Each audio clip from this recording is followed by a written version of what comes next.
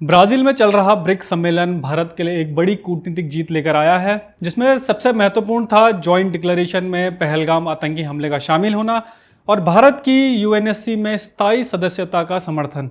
साथ ही इस समिट के बाद यह भी साबित हुआ कि ग्लोबल साउथ के 137 देशों का अगर आज कोई लीडर है तो वह है भारत। वैसे तो ब्रिक्स को एक आर्थिक या विकास के मंच के रूप में देखा जाता है, लेकिन यह पहली बार था जब यह समूह आतंकवाद के खिलाफ एकजुट आवाज बना, जिसके केंद्र में था पहलगाम आतंकी हमला।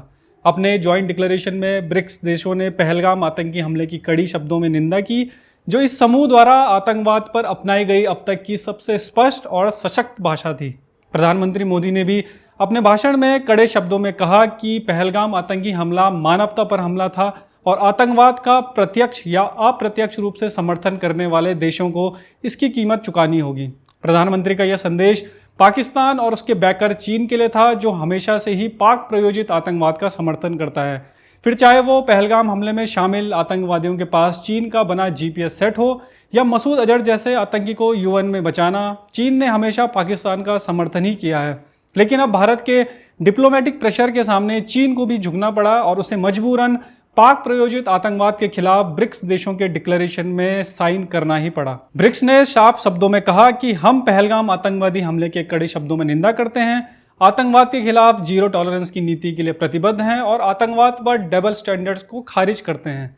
आपको बता दें कि जब ब्रिक्स जैसा कोई मल्टीलेटरल इंस्टीट्यूट कोई ज्वाइंट डिक्लेरेशन जारी करता है तो यह कोई साधारण बात नहीं होती। इसका मतलब होता है कि सभी सदस्य देशों की आपसी सहमति से यह डिक्लेरेशन तैयार हुआ है और उसमें जो कुछ लिखा जाता है वो सामूहिक रूप से पूरी संस्था की आधिकारिक राय होती है। यानी अगर ब्रिक्स के डिक्लेरेशन में लिखा है कि हम पहलगाम आतंकवादी हमले की कड़ी निंदा करते हैं, तो इसका मतलब है कि चीन, रूस, ब्राजील, साउथ अफ्रीका और बाकी सदस्य भी इसके लिए अपनी सहमति दे चुके हैं। वैसे तो डिक्लेरेशन कोई लीगली बाइंडिंग नहीं होता, लेकिन इसका डिप्लोमेटिक और पॉलिटिकल वजन महत्वपूर्ण होता है। पहलगाम हमले का ब्रिक्स डिक्लेरेशन में शामिल होने का मतलब है कि पूरे समूह की एकजुटता उस मुद्दे पर है। इसका मतलब है कि चीन जैसे देश ना चाहते हुए भी भारत के आतंकवाद पर रुख का समर्थन कर रहे हैं और यही है भारत की सबसे बड़ी कूटनीतिक जीत। अब सिर्फ भारत ही नहीं बल्कि पूरा ब्रिक्स ग्रुप पाकिस्तान की करतूतों को पहचान चुका है। पाकिस्तान के लिए ये एक बड़ी शर्मिंदगी है। आज पूरी दुनिया उसे आतंक का स्रोत मानती है।